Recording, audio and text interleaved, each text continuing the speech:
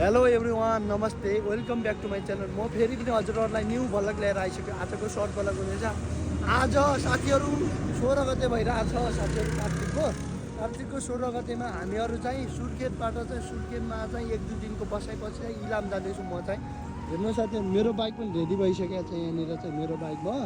यहाँनिर अङ्गको बाइक, अङ्ग पनि उतैतिर जाने हो साथीहरू। यो र म लाहानबाट छुट्टिन्छु किनकि यो चाहिँ खोटाङ जान्छ।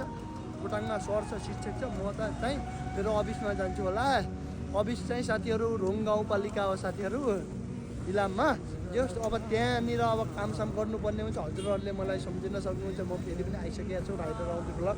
हजुरहरूले चाहिँ अनिवार्य सब्सक्राइब गर्न सक्नुहुन्छ। ल गाइज, अब हाम्रो यात्रा सुरु भइसक्यो भनौँ। अब आजको साँझ कता बसाइ हुन्छ थाहा छैन साथीहरू। भोलि हामी जसरी पनि इलाम म पुग्छु होला, ऊ पनि खोटाङ पुग्छ होला।